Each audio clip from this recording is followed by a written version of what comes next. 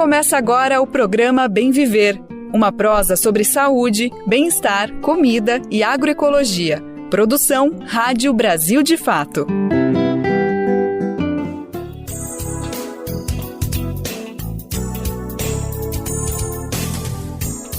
Oi, oi, e aí, tudo bem? Que maravilha te saudar aqui na nossa frequência, né? E em forma de voz, a gente chega, olha, com aquele abraço bem apertado para você. Hoje é quarta-feira, 14 de maio de 2025. Tá começando mais uma edição do Bem Viver, chegando suave, mas olha, sem perder nem um pouquinho da sua força, né? Bora nessa que é tempo de respirar fundo e abrir espaço para escutas bem importantes. Elas vêm da terra, das lutas diárias nas ruas, dos saberes dos povos e de todo mundo que constrói dia a dia um mundo melhor. Aqui, a audiência é sua e as histórias são nossas. Eu sou Daniel Lamir e com toda a equipe do Brasil de Fato agradecemos por você estar aqui com a gente nessa. Então simbora saber o que é manchete nesta quarta-feira. Mundo se despede do líder político histórico Pepe Mujica, ex-presidente do Uruguai. Vamos falar sobre doulas, as guardiãs da sabedoria ancestral das parteiras por um parto humanizado. Começa o período de seca em parte do Brasil. Será que estamos preparados para combater o fogo? Pesquisadora Anne Alencar avalia.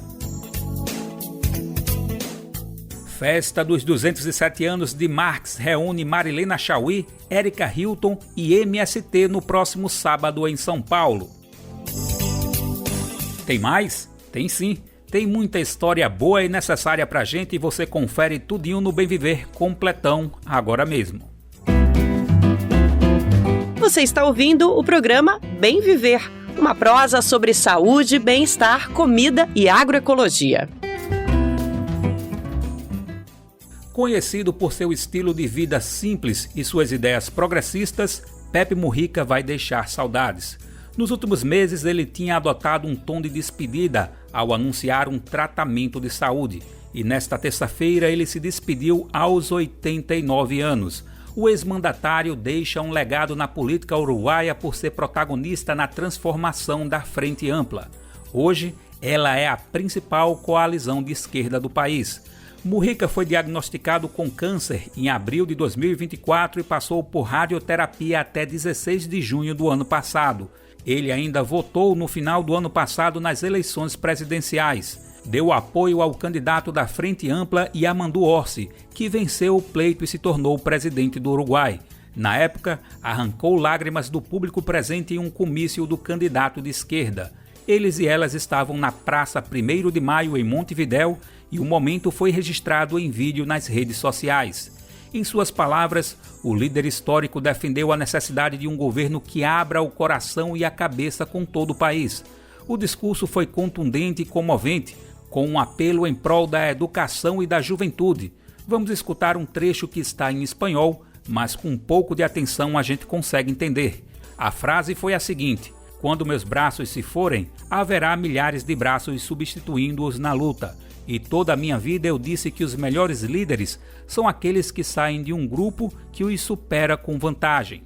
Porque quando meus braços se vayan, habrá miles de braços sustituyendo a luta. E toda mi vida dije que os melhores dirigentes são los que dejan una barda que los supera com ventaja. Confira mais sobre o assunto em brasildefato.com.br. O Brasil de Fato te apresenta integrantes de movimentos populares.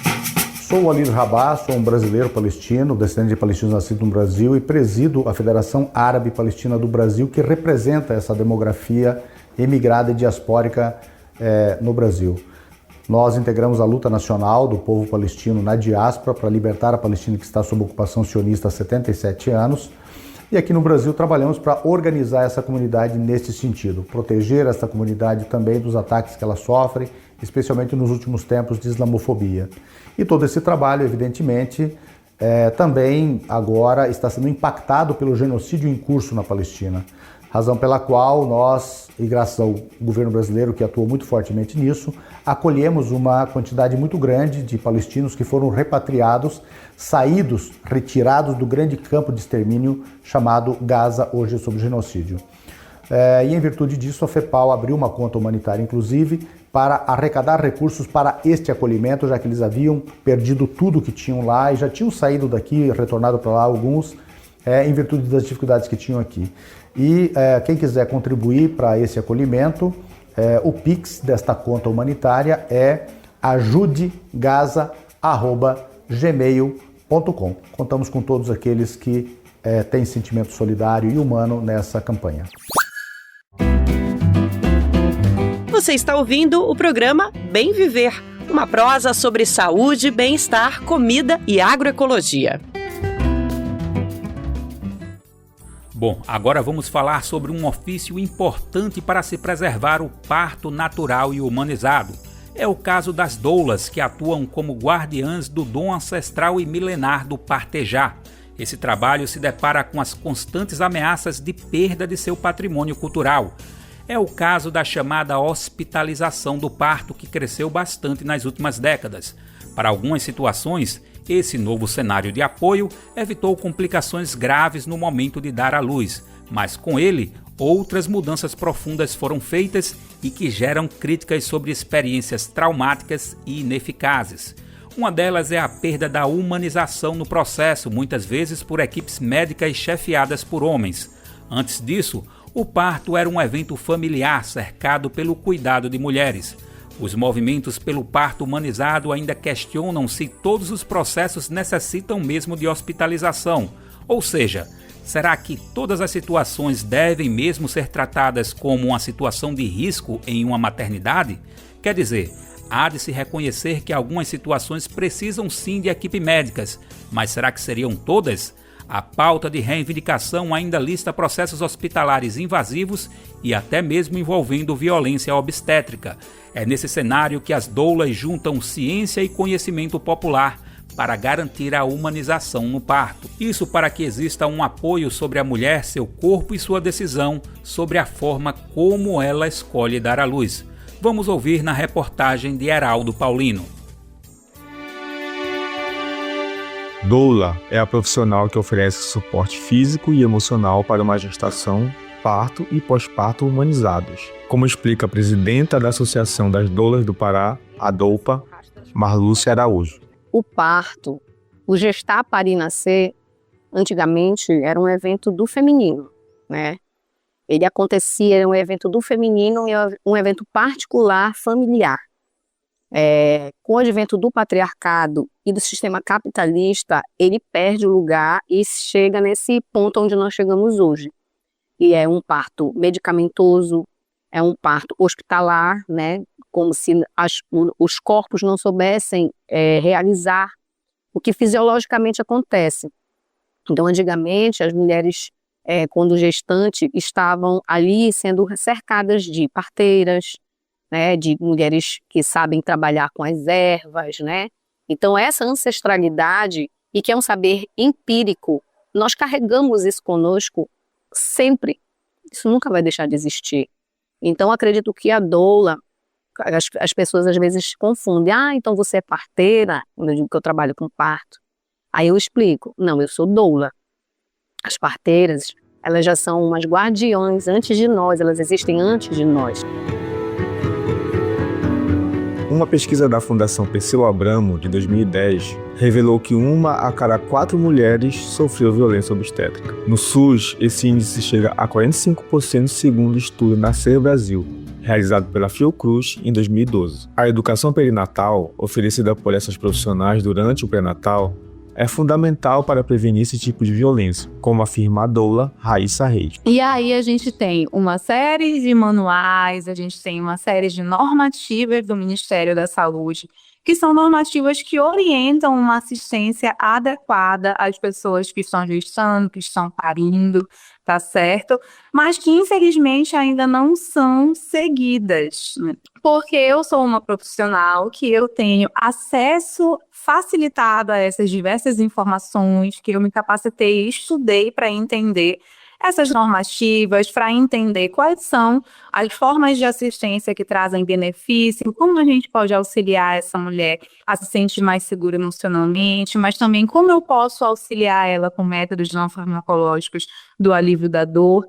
Na essência humanizada da assistência, as doulas precisam compreender a diversidade de corpos que acompanham, incluindo mulheres cis e homens trans, como explica a doula Fernanda Pacheco. A pessoa precisa ter um útero para gerar uma vida. A atuação da doula, ela se baseia nesse processo de cuidado. Então, o processo de cuidado, ele não olha para qual é o gênero, nem idade, nem de onde essa pessoa veio. A doulagem não se limita à gestação. Há doulas especializadas em ciclos menstruais, pós-parto e até no acolhimento de crianças por famílias em diversos formatos, incluindo a adoção, como explica a Fernanda. Ninguém nasce sabendo, a mulher não nasce sabendo amamentar e o bebê também não nasce. Então é um processo educativo. Precisa desse processo educativo para amamentar. Existem doulas que são doulas da pessoa que quer adotar um bebê, né? Doulas de adoção. Então ela também prepara aquela família, e aí pode ser uma família trans ou não, né? Que quer adotar, então ela prepara o que vem pela frente. Atualmente, as doulas são reconhecidas como uma ocupação. Em cidades como Belém, leis garantem sua atuação em maternidades. No entanto, o acesso ainda é desigual. Para mulheres pretas, pessoas LGBTQIA+, e de baixa renda, grupos mais vulneráveis à violência, a doulagem privada muitas vezes está fora do alcance. Apesar de projetos sociais e voluntariado, a FENADoulas, Federação Nacional das Doulas, pressiona para a aprovação na Câmara dos Deputados do PL 3.946 de 2021, que regulamenta a profissão e prevê a inclusão da doulagem no SUS, como defende Marluce. Profissionalizar se faz necessário, porque nós precisamos ter seguridade, né? Como é que nós podemos desenvelhecer nessa profissão se nós não temos como assegurar nada? Então, hoje, mais do que essa questão, também sairmos desse lugar de ocupação para virar uma profissão, na realidade, é isso, é muito mais do que aprovar um PL. É nós conseguirmos ter voz nos locais onde a gente tanto precisa chegar, como o SUS, por exemplo, o SUAS. Nós precisamos estar desde o início, né, do período gravídico. Então, estar antes, durante, depois desse rito de passagem que uma pessoa que gesta vive é muito importante. De Belém, para a Rádio Brasil de Fato, Heraldo Paulino. Valeu, Heraldo. Vale informar que toda parturiente tem direito a participar da construção do seu plano de parto. O documento serve de referência para o acompanhante ou a acompanhante dialogar com a equipe médica. Quer dizer, em uma situação em que a parturiente não consiga fazer essa comunicação, o texto pode relatar algum procedimento que não é do interesse da pessoa que está parindo. Esse documento também pode ser usado como prova caso seja necessária alguma judicialização. O Brasil de Fato te apresenta integrantes de movimentos populares. Eu me chamo Carolina Porto. Eu sou uma mulher mãe preta de terreiro. Sou de João Pessoa, Paraíba. Atuo enquanto produtora cultural, diretora de produção de cinema e audiovisual. E estou representando a coletiva de mães Pachamamá, que tem sua atuação com enfoque nas maternidades, nas maternâncias e suas infâncias. Então nós lutamos, nos organizamos nesse espaço e nos fortalecemos para garantir os direitos das crianças e das mulheres mães nessa micropolítica pessoense. Fazemos ações, fazemos festivais com artes integradas, também temos ações que interligam mulheres empreendedoras pensando nessa rede de circulação e de comercialização entre mulheres mães, no sentido desse empreendedorismo materno. Bom, e saiba que não é só no rádio, na TV, no site e nas redes sociais que dá para acompanhar o nosso Brasil de Fato, né? Já pensou em receber as principais notícias no seu e-mail? Para isso, basta se cadastrar no nosso site e escolher os temas que mais te interessam.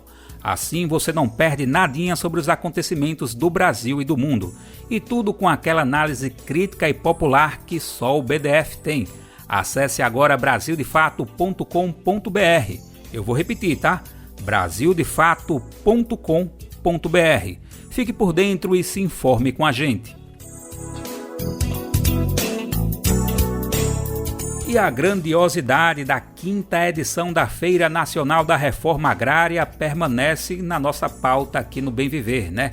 Olha, foram tantas atividades que se a gente fizesse, sei lá, umas 10 edições do programa sobre ela, eu acho que ainda a gente não daria conta, viu? Mas a gente segue aqui, né, pincelando algumas das muitas boas histórias dessa celebração da diversidade da agroecologia. Lembrando, a feira foi realizada entre os dias 8 e 11 de maio, com cerca de 300 mil pessoas na capital paulista. O evento reafirmou a força do MST, o Movimento dos Trabalhadores Rurais Sem Terra para o nosso país, seja na produção de alimentos saudáveis, na cultura popular e no debate público. Séries Radish, da Coordenação Nacional do Movimento, avaliou a feira em entrevista ao programa Conexão BDF. Foi uma feira gigante em todos os sentidos, tanto com a diversidade de pessoas, de alimentos, de possibilidades, de conhecimentos e de perspectivas aí que a gente trouxe para ela, e a gente sai muito animado da realização dessa 5ª edição. Ao todo foram comercializadas 580 toneladas de alimentos e lançados 11 novos produtos agroindustrializados. Cerca de 180 cooperativas estiveram presentes no evento, que reuniu 1.800 tipos de itens diferentes para venda e exposição. Esse tema da diversidade para nós, de fato, é muito importante. Ele sempre foi grande, nas outras edições também ele nos chamava bastante atenção, mas nesse ano em especial a gente chegou a quase 2.000 tipos de itens diferentes sendo comercializados, expostos durante a feira, o que demonstra, de fato, a pujança da reforma agrária. Além da comercialização de alimentos saudáveis, a feira também foi espaço de diálogo, escuta e formação política. Foram realizadas 30 oficinas e seminários, debates espontâneos em diversas barracas e ainda apresentações de 42 grupos culturais, reunindo mais de 350 artistas populares. Shows de Marina Lima, Paulinho Mosca, Djonga e Arnaldo Antunes também integraram a programação. Ao todo foram doadas 40 toneladas de alimentos durante a feira. Porque é isso, é um convite a poder olhar para aquele parque que é maravilhoso, com uma programação também da feira do ponto de vista cultural, do entretenimento, dos debates também muito forte, muito intenso, e se somar nesse debate em torno da agroecologia. A feira em si, ela traz muito essa proposta, ela não é simplesmente um processo de exposição, comercialização de produtos da reforma agrária e da culinária em torno da reforma agrária, mas ela é, para além disso, é um convite ao debate, é um convite a gente pensar que projeto de campo a gente quer, e por isso a gente realizou inúmeros bate-papos, cafés, debates, conferências, e isso totalizou aí 35 seminários e oficinas. Mas uma outra forma de dialogar com a população, que também é muito intensa durante a feira, são as apresentações artísticas e culturais. Então passaram ali mais de 42 grupos, foram 42 grupos artísticos que passaram por ali, mais de 350 artistas populares que se somaram aí a esse debate, a essa ferramenta de diálogo em torno da cooperação, da agroecologia e da produção de alimentos saudáveis. Outro destaque foi a distribuição de 12 mil mudas de árvores. Essa ação fez parte da campanha permanente do MST pelo plantio de 100 milhões de árvores em 10 anos. Inclusive, um dado aqui, viu? A campanha já tem quase metade da meta atingida. A gente não só comercializou, como também doou, distribuiu muitas mudas no domingo. A ideia é que a gente possa massificar essa cultura do plantio de árvores como uma ação concreta, não só de quem está no campo, mas também de quem está na cidade, aí como uma ferramenta eficaz para a gente fazer esse diálogo em torno da crise climática que a gente está vivendo e buscar alternativas para esse enfrentamento.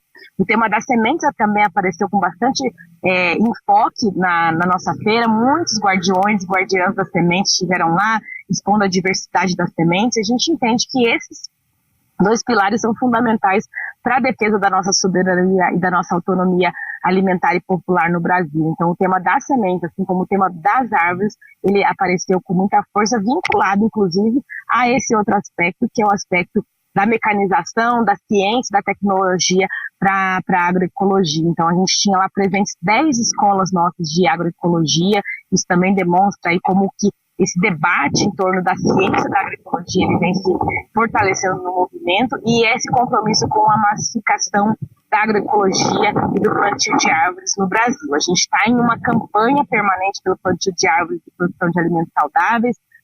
Temos aí uma meta de plantar 100 milhões de árvores em 10 anos, estamos aí já avançando para talvez 40%, 50%, quase chegando próximo dessa meta de 100 milhões de árvores, e nos próximos anos a gente pretende acelerar bastante esse processo aí junto da sociedade, no diálogo e na prática com o plantio de muitas árvores. Essa conversa com Seres Radish, como já falamos, foi feita no jornal Conexão BDF da Rádio Brasil de Fato. As edições vão ao ar em 2 edições de segunda a sexta-feira, uma às 9 da manhã e outra às 5 da tarde. A sintonia é 98.9 FM na Grande São Paulo, com transmissão simultânea também pelo YouTube do Brasil de Fato. O Brasil de Fato te apresenta integrantes de movimentos populares. Meu nome é Lorinalda Oliveira, eu sou professora da Universidade Federal Rural de Pernambuco, do Departamento de Química, faço parte do Núcleo de Agroecologia e Campesinato, do Departamento de Educação da UFRPE. O Núcleo de Agroecologia e Campesinato, ele trabalha com vários eixos, né? Educação em agroecologia, agricultura urbana, povos tradicionais, soberania e segurança alimentar e economia solidária. A agroecologia em rede é um movimento a gente fortalecer, né, os aspectos da agroecologia, conhecer novas experiências, trocar experiência, valorizar e fortalecer as práticas de cada território. Por isso que é importante a agroecologia estar em rede. Vamos destacar agora o conhecido marco temporal. É que o STF, Supremo Tribunal Federal, retomou nesta semana as audiências da questionada Comissão de Conciliação sobre o assunto. A proposta elaborada pelo ministro Gilmar Mendes busca criar um anteprojeto alternativo à Lei 14.701, que estabelece o marco temporal das terras indígenas. Na abertura da sessão, o ministro criticou parlamentares e ONGs por posições que, segundo ele, alimentam conflitos no campo. Gilmar Mendes pediu diálogo entre indígenas e não indígenas e defendeu uma saída consensual para o impasse. A comissão de conciliação já dura 8 meses e ainda não chegou a um acordo.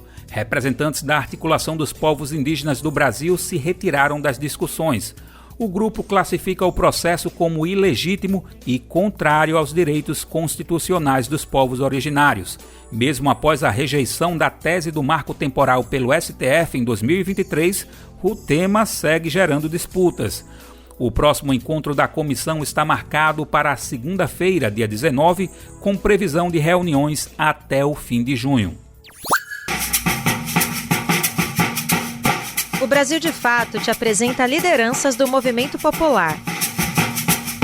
Olá, meu nome é Claudomiro de Almeida Cortes, sou nascido e criado aqui na Chapada dos Veadeiros, sou filho de garimpeiro e agricultor da agricultura familiar, sou um dos fundadores da Associação Cerrado de Pé, que é uma associação de coletores de semente de espécie nativa do Cerrado aqui na Chapada dos Veadeiros, com 240 famílias de coletores, 77% dos coletores são mulheres. Além de sermos coletores de sementes, nós também trabalhamos com a restauração ecológica do Cerrado, buscando justiça climática e social, segurança alimentar, com geração de emprego e renda e dignidade, buscando empoderamento das comunidades, com a coleta de semente e mantendo o Cerrado de pé.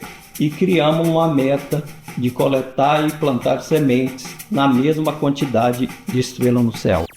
O papo agora é para destacar uma leve queda no desmatamento da Mata Atlântica. Mas apesar dos fatos, os alertas continuam acesos, viu? E muito.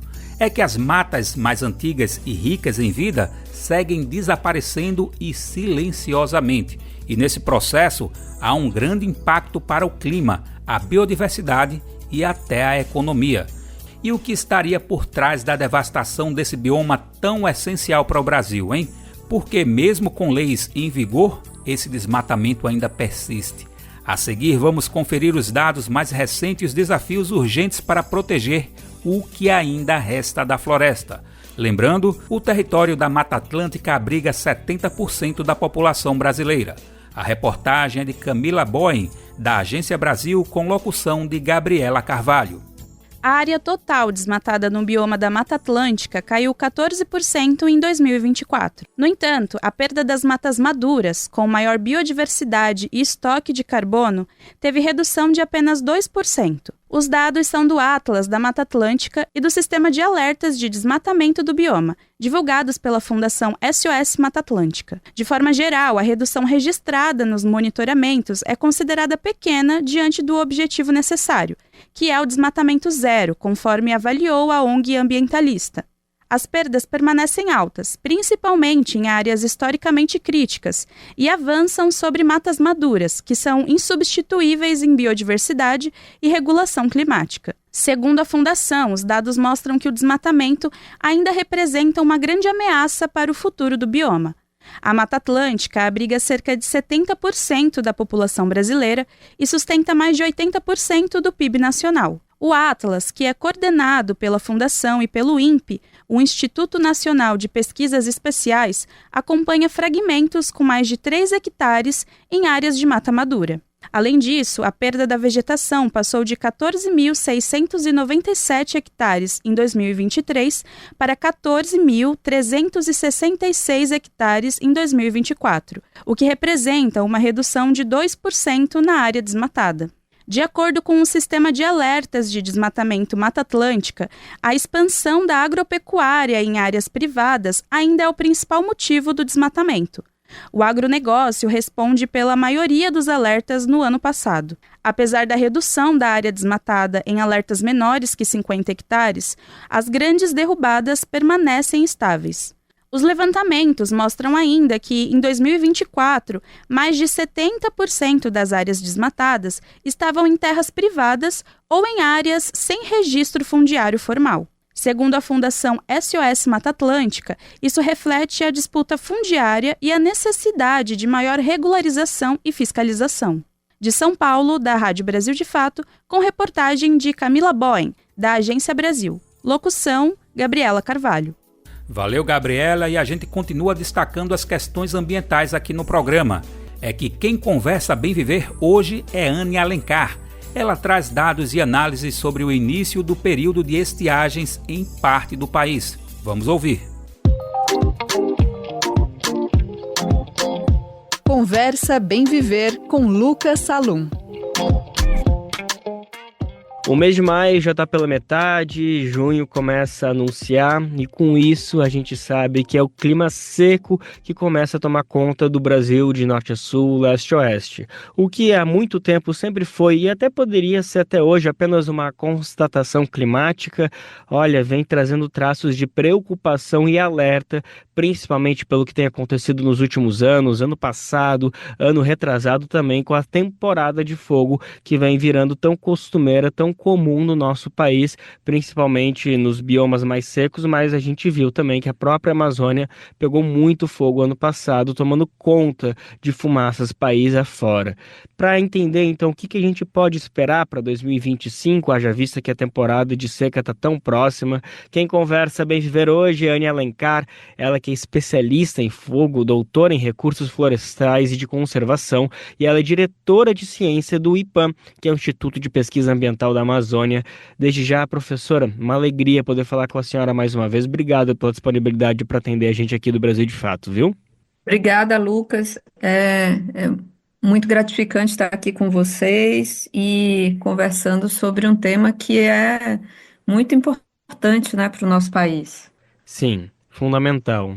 Bom, Anne, a gente estava até conversando um pouco antes que daqui a pouco, nas próximas semanas, talvez até no final dessa semana, já venham dados consolidados sobre o desmatamento na Amazônia e nos outros biomas. Mas a gente já pode falar de algumas outras metragens que acontecem rotineiramente, mês a mês. Por exemplo, foi divulgado na semana passada os dados especificamente de abril que trouxeram um alerta em relação à Amazônia em especial, porque o mês de abril desse ano, em relação ao abril do ano passado, teve um aumento de 55% em relação ao desmatamento. Claro que os dados consolidados do ano como um todo não apontam um aumento significativo desse tamanho, pelo contrário, são tendências de queda. Mas a gente está às vésperas da entrada da temporada de seca e recebe uma bomba dessa, que o desmatamento cresceu 55% em relação ao mesmo mês do ano passado. Isso é de fato um sinal de preocupação? Pode significar alguma coisa ou não necessariamente? Isso em relação ao fogo, ao desmatamento, aos incêndios para esse ano, professora? Olha, eu acho que o DETER, ele é um termômetro importante para a gente saber como que estão as coisas, né? Então, o DETER, que é esse sistema de alerta de desmatamento, publicado pelo INPE, semanalmente, na realidade, ele dá um indicativo de que está aumentando, está reduzindo, e esse é um indicativo importante. Então, esse aumento, apesar de abril não ser um mês onde, em termos absolutos, temos um aumento, uma área desmatada muito grande, mas o DETER está apontando aí um aumento importante, né, de 55% na área desmatada. Isso acende realmente uma luzinha de que precisamos olhar para isso, porque a temporada de seca ela está chegando e com ela vem o fogo, né? E o desmatamento ele acaba sendo uma das, vamos dizer, não, o processo de desmatamento acaba sendo terminando, né, com uma queimada, que é uma das principais fontes de ignição do fogo na Amazônia e dos incêndios, né? Que quando escapa esse fogo ali da área que está sendo, que foi recentemente desmatada. Então, é isso, assim, eu acho que é um alerta, é importante a gente estar atento e acompanhar os próximos meses para que realmente o desmatamento não volte a crescer, né? Por exemplo, ano passado a gente teve um período seco extremamente severo, né? E se a gente tivesse tido um desmatamento muito alto, provavelmente o que já foi catastrófico teria sido bem mais catastrófico. Pois é, professor, isso é uma questão que a gente conversou bastante, acho que inclusive a senhora foi importante quando a gente conversou, não sei se foi no começo desse ano, no final do ano passado, nesse período de seca, que foi uma questão complexa para a população entender como que a gente via os dados do desmatamento caírem e de maneira robusta, especialmente na Amazônia. O governo, essa terceira gestão do governo Lula, a volta de Marina Silva para o Ministério do Meio Ambiente vem trazendo resultados significativos no combate ao desmatamento em todos os biomas, mas especialmente na Amazônia, mas em paralelo a isso, de uma forma que parece contraditória, a gente viu dados de fogo subirem de uma maneira exponencial. Isso foi complexo para a gente entender, mas enfim, a gente ouviu de muitos especialistas que as coisas, claro, que estão diretamente relacionadas, mas não é só esses fatores que se correlacionam para a gente entender por que o fogo se expandiu tanto. Um dos fatores foi o que a senhora comentou, por exemplo, dessa temporada de seca de ter sido tão severa. Mas a gente tem que olhar apenas para essa temporada de seca severa para explicar de por que a gente viu tanto fogo, tanta fumaça, ou a gente também precisa olhar para outras questões como, por exemplo, um aumento de crimes ambientais em relação a colocar fogo. O que mais a gente precisa colocar nessa balança para entender de por que a gente viu tanta fumaça, tanto fogo ano passado no Brasil? Olha, eu gosto de falar sempre da questão do fogo como uma equação, né? Uma equação de uma forma simplificada com três grandes elementos. Um dos elementos são as condições de clima e de tempo, né?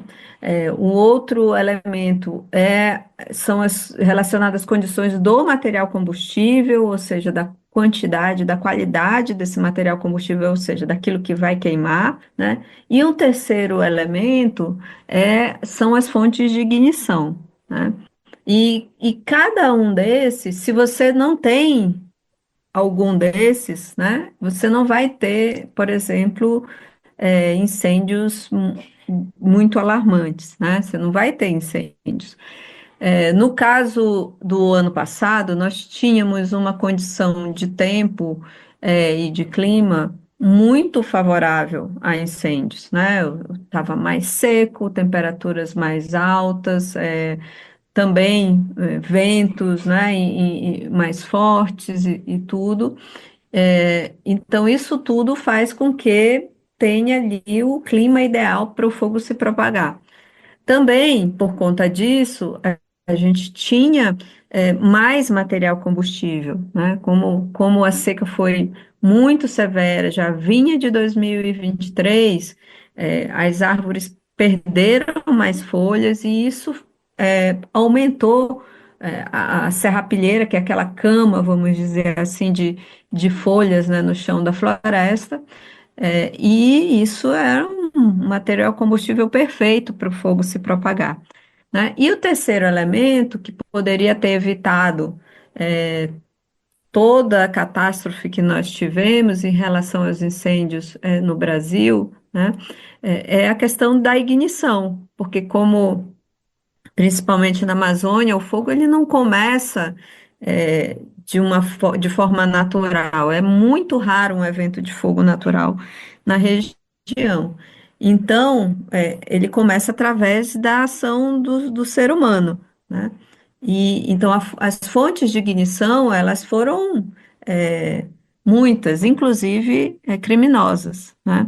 Então a gente tem ali o uso do fogo no processo de desmatamento, tem o uso do fogo para queima e manejo de pastagem, que representa o principal uso da terra da Amazônia, né?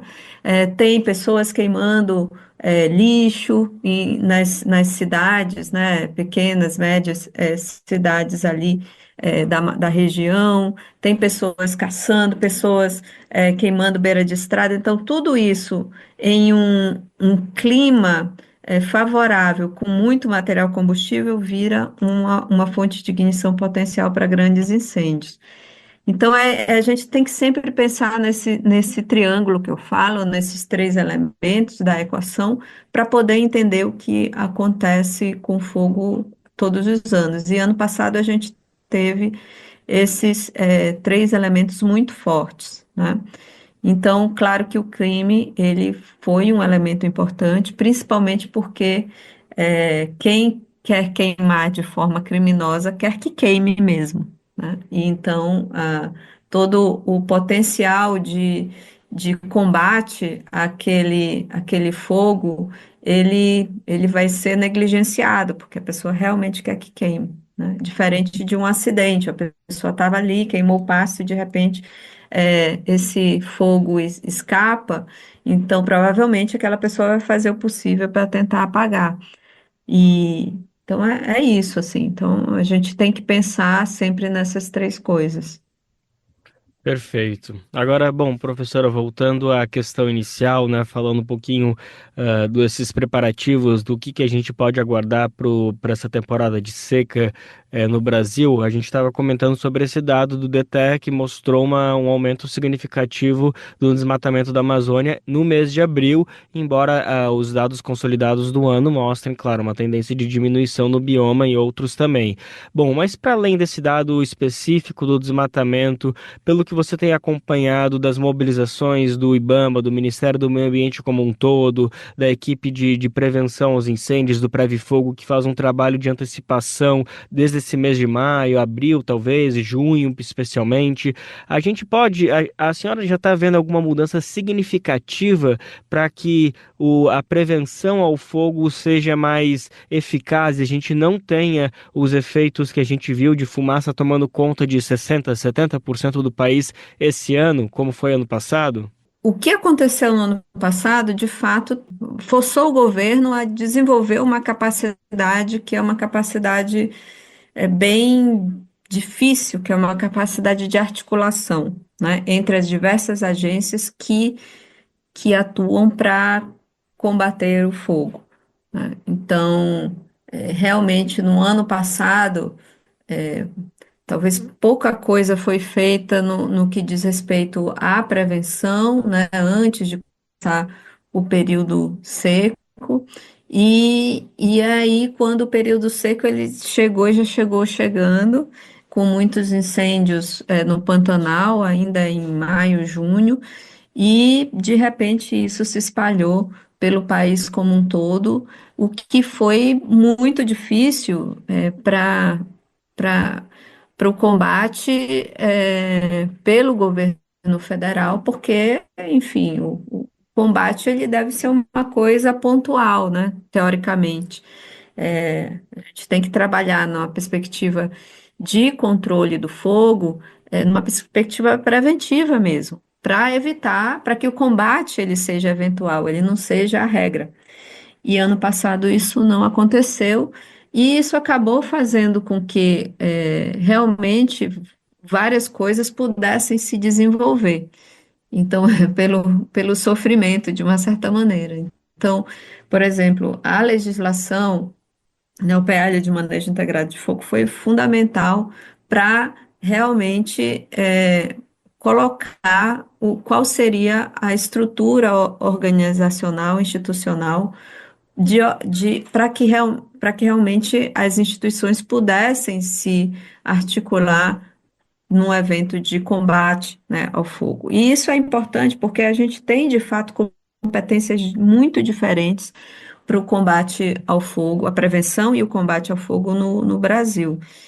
Então, por exemplo, né, áreas privadas, propriedades privadas, a competência de prevenção e combate ali, ela está ligada aos governos estaduais, né, enquanto que em algumas territórios federais, como unidades de conservação, territórios indígenas, alguns assentamentos, algumas áreas públicas, essa prerrogativa, essa competência, ela está destinada às instituições do governo federal, como, por exemplo, o IBAMA, né, em alguns casos o ICMBio, e isso dificulta um pouco, né,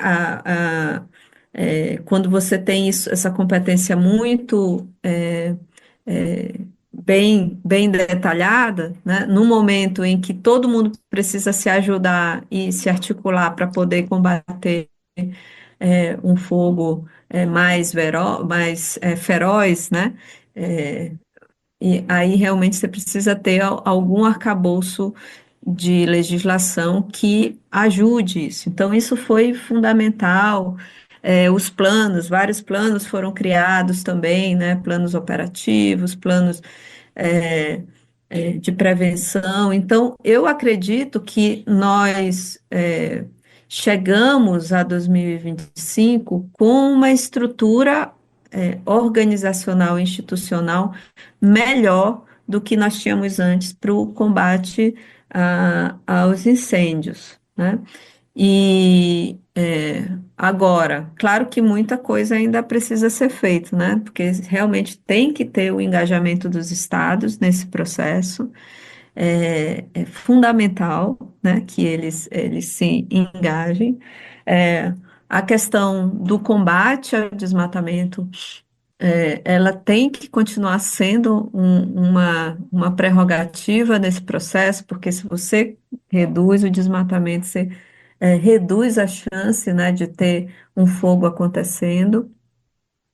E muitas áreas precisam ter queima prescrita, principalmente, por exemplo, em ambientes como mais abertos, né, de vegetação mais aberta, como áreas do Cerrado, áreas do Pantanal, algumas áreas dos campos amazônicos, onde a queima prescrita, que é uma queima, vou colocar assim de uma forma, a queima prescrita quando você toma, por exemplo, você tem uma prescrição de um remédio, né? Você toma aquele remédio para evitar que a doença se instale, etc. No caso da queima prescrita, ela é feita para reduzir o material combustível, justamente para quando venha o período seco, né? Aquela área ela não se torna tão perigosa para incêndios descontrolados. Então, isso tem que ser feito de uma forma muito bem calculada, né, bem planejada. Então, esse ano, por exemplo, nós tivemos um aumento, o que a gente detectou no MAP Biomas Fogo, tivemos um aumento da área queimada nesses primeiros meses do ano, e algumas dessas áreas que foram queimadas, elas foram queimadas por conta dessa prevenção, né? Principalmente para reduzir o material combustível para quando chegue o período de seca. É claro que isso não se aplica à vegetação florestal da Amazônia, né? Porque a vegetação florestal é, ela não é adaptada ou dependente, né, do fogo, principalmente, e nem resistente ao fogo. Então, uma vez que uma área de floresta ela é queimada, ela de fato degrada, né? Então, mas em algumas áreas de campos, né, essa prática ela precisa acontecer, mas ela precisa acontecer de uma forma muito planejada, né, com o apoio das instituições, das organizações responsáveis, e o PL do Manejo Integrado de Fogo também facilita isso, porque cria as estruturas assim, ideais, né, para que, por exemplo, os estados comecem a pedir planos de manejo integrado de fogo, né, e começar a dar autorização para que isso aconteça, principalmente nesses ambientes mais abertos. Tá certo, então. Não é uma tarefa simples, é um desafio gigante que o governo tem pela frente, não só pela questão ambiental tão urgente, mas também porque no final desse ano, logo depois que acabar essa temporada de seca, temporada de fogo, o que vai acontecer no Brasil é o evento global de combate às mudanças climáticas, a COP30, vai ser na Amazônia. Então, com certeza, tanto o presidente Lula quanto a ministra Marina Silva estão muito preocupados em que essa chegada de tantos chefes de estados e especialistas aconteça sem nenhuma fumaça no ar. E, professora, a gente está falando com a professora Anne Alencar, ela que é diretora de ciência no Instituto de Pesquisa Ambiental da Amazônia, o IPAM. E mais um assunto que eu queria trazer, só para fechar nossa conversa, eu sei que não é exatamente a área de foco da senhora, mas mais um assunto que está super pulsando na agenda ambiental, econômica, política, e que também a gente está aguardando uma resposta a qualquer momento, pode ser inclusive nessa semana, é a autorização ou não do IBAMA para que a Petrobras explore a área da Foz do Amazonas em busca de petróleo. Isso é uma questão que está trazendo muito, muito debate, muita polêmica para o ar. Enfim, só para fechar aqui um minutinho da sua resposta, se a senhora está preocupada, se a senhora está ansiosa com essa resposta do IBAMA e apreensiva mais do que tudo. Eu acho que nós, como humanidade, estamos passando por um processo muito difícil no planeta Terra, que é o aquecimento global e que tem gerado todas essas mudanças no clima, e que a principal fonte, né, de emissão de gases de efeito estufa que tem gerado isso vem dos combustíveis fósseis, né, da queima de combustíveis fósseis. E então, assim, daqui a um tempo, né, daqui a 10 anos, 15 anos, né, quando, teoricamente, o mundo deveria estar caminhando rumo a uma mudança, né, na sua matriz energética, se voltando para energias mais limpas, etc., a gente vai estar começando a explorar esse petróleo. Então, para mim, é um pouco de contrassenso, e ainda mais numa região muito sensível, né, que é a Foz do Amazonas. Então, eu acho que isso tem que ser ponderado de fato, né? Existe uma possibilidade grande do Brasil também avançar mais na pauta de biocombustíveis, por exemplo, sem que isso impacte, sem que isso gere novos desmatamentos, né? E sem que isso impacte também a produção de alimentos. Nós temos muitas áreas degradadas no Brasil, e que realmente pensar no que representaria daqui a 10 anos a gente começar a explorar o petróleo num mundo que a gente espera, né, que esteja já em momentos de transição para uma redução importante do uso de combustíveis fósseis, a gente tem que pensar qual é o lugar que a gente quer estar. Então, isso realmente me preocupa bastante.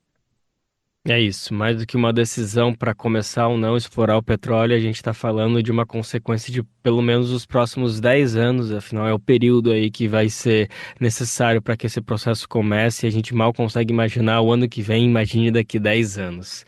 Essa foi a professora Aninha Alencar, como eu comentei, diretora de ciência no IPAM, no Instituto de Pesquisa Ambiental da Amazônia. Professora, que alegria poder falar contigo, obrigado mais uma vez pela disponibilidade, viu? Obrigada, Lucas. Um grande abraço aí para você e para todos os ouvintes. Conversa Bem Viver com Lucas Salum. Valeu demais, Lucas. Lembrando que você pode ouvir novamente ou até compartilhar todas as edições do Conversa Bem Viver. E aí, que tal? Entra agora em brasildefato.com.br ou então procura lá no Spotify. Você está ouvindo o programa Bem Viver, uma prosa sobre saúde, bem-estar, comida e agroecologia. Eita, que chegou aquele momento da gente encher o peito de orgulho e aquecer o coração. É que vamos celebrar a rede que faz o Brasil todinho sintonizar o Bem Viver. É você aí, sou eu aqui, somos milhares espalhados pelo nosso Brasilzão. Todo mundo nessa parceria em cada pedacinho do país. É muita conexão, minha gente, rádios que estão com a gente na luta, na resistência e na defesa da vida. E aproveitando essa frequência boa, vai aqui o nosso abraço cheio de gratidão para cada pessoa que nos ajuda a ecoar o bem viver. Valeu demais por estar com a gente. E nesse embalo, a gente tem que dizer que o que está bom pode ficar ainda melhor. Se você faz parte de uma rádio e está a fim de chegar junto, a porta está aberta, viu? É só dar um pulo no nosso site brasildefato.com.br, clicar em Rádio Agência e depois em Seja Parceiro. Pronto, tá tudo certo. E a gente traz mais um recadinho importante aqui. Se alguém perder o programa na rádio, tem problema não. Fica tranquilo, fica tranquila, é que o Bem Viver também está nas plataformas de podcast. É só buscar aí no Spotify, Deezer, iTunes, Google Podcasts ou ir direto no site do Brasil de Fato. Escute como e quando quiser, tudo do seu jeito, no seu tempo. Porque é aquela história, né? Informação boa a gente espalha como quem planta semente e colhe consciência por um mundo melhor. Brasil de Fato, uma visão popular do Brasil e do mundo. Leia e ouça as informações que mais interessam no seu dia. Política, economia, direitos humanos, cotidiano, saúde e cultura tratados com pluralidade e diversidade. Jornalistas, articulistas e movimentos populares reunidos em um só veículo. Esse é o Brasil de Fato. Conteúdos em texto, áudio e vídeo que informam e contribuem na luta por uma sociedade mais justa e fraterna. Quer ficar por dentro? Então acesse brasildefato.com.br.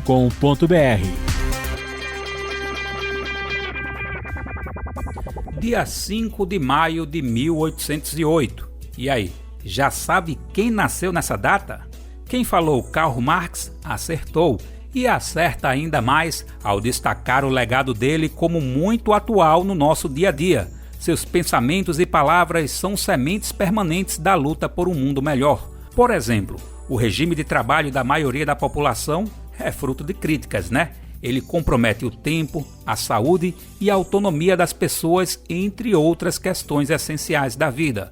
Não à toa, o movimento VAT, Vida Além do Trabalho, ganhou tanta força nos últimos anos aqui no Brasil, né? Ele critica esse modelo produtivista que coloca tudo isso em nome do lucro.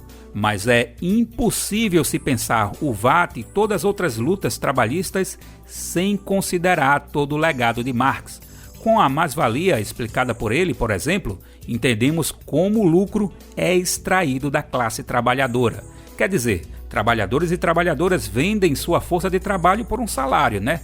Mas essa força produz mais valor do que é pago em cada salário. Em outras palavras, o que ganhamos não é justo e essa injustiça deixa poucas pessoas bem mais ricas.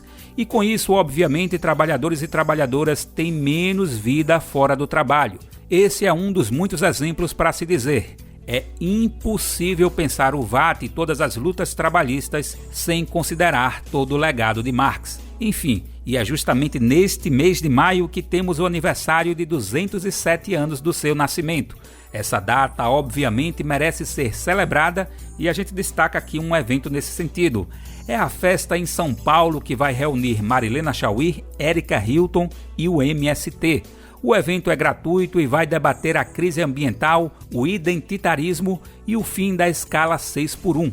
Vamos conferir na reportagem. A tradicional festa de aniversário de Karl Marx acontece neste sábado, dia 17, em São Paulo. O evento, gratuito, é organizado pela editora Boitempo em parceria com o MST, o Movimento dos Trabalhadores e Trabalhadoras Rurais Sem Terra. Entre os convidados e convidadas estão nomes de destaque da política, filosofia e militância, como a filósofa Marilena Chauí e a deputada federal Érica Hilton do PSOL. João Pedro Stedley, liderança do MST, também marca presença, assim como o filósofo e professor da USP Vladimir Safatli e o intelectual marxista José Paulo Neto. A ideia é discutir temas contemporâneos como a crise ambiental, identitarismo, colonialismo e o fim da escala 6x1. Participam do debate a ex-deputada Manuela Dávila, a dirigente do PSOL Luciana Genro, o sociólogo do trabalho Ricardo Nunes e a drag queen comunicadora Rita Van Hout. A socióloga e divulgadora do ecossocialismo Sabrina Fernandes completa a lista de convidados. Entre as atrações, a festa conta com uma feira literária de mais de 20 editoras, lançamentos de livros, sessão de autógrafos e refeições agroecológicas. O bolo de aniversário também não deve faltar, assim como o samba marxista e o espaço para crianças. A expectativa é reunir cerca de 5.000 pessoas ao longo do dia, com entrada gratuita. O evento celebra os 207 anos de nascimento do pensador alemão e marca os 30 anos da Boitempo, que organiza o encontro desde 2018. Neste ano serão lançadas diversas obras, como Ideologia, uma introdução, de Marilena Chauí, e Cinismo e Falência da Crítica, de Vladimir Safatli. Outros destaques são o relançamento da obra Do Socialismo Utópico ao Socialismo Científico, de Engels, e a coletânea Tempo Fechado, Capitalismo e Colapso Ecológico. A festa de Marx é realizada em parceria com o Brasil de Fato, ICL Notícias e Ópera Mundi, com apoio da Fundação Lauro Campos e Marielle Franco. O evento nesse sábado começa a partir das 10 horas da manhã no Espaço Cultural Elza Soares, na capital paulista. De São Paulo, da Rádio Brasil de Fato, com reportagem de Adélie Robiches, locução Lucas Salum. E a gente celebra as lutas e os sonhos por um mundo melhor que pode ser outro, né? Um mundo em que a escuta atenta das histórias de vida tenham muito mais peso que os fardos de trabalho. E o Bem Viver desta quarta-feira fica por aqui, mas amanhã tem mais, tá? O programa vai ao ar de segunda a sexta-feira na Rádio Brasil de Fato e você sintoniza em 98.9 FM na Grande São Paulo. E essa dica vale para quem estiver de qualquer lugar, é a nossa transmissão online. Dá um pulo em brasildefato.com.br e confere de qualquer lugar do planeta. E esse nosso eco vai ainda mais longe, viu? Temos muito orgulho de fazer parte de uma parceria incrível com centenas de rádios.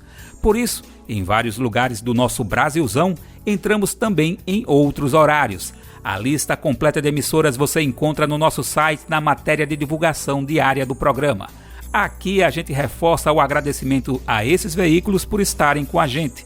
E para quem pensa que as nossas opções acabaram, errou. O Bem Viver também fica disponível como podcast no Spotify, Deezer, iTunes e Google Podcasts. O roteiro e a apresentação dessa edição foi comigo, Daniel Lamir. Também tive no time que fez a edição e produção, mas com os amigos Lucas Salum e Douglas Matos. Os trabalhos técnicos contam com um time de mão cheia formado por André Paroche, Adilson Oliveira e Lua Gattinone. A coordenação de áudio e vídeo é com Monize Ravena.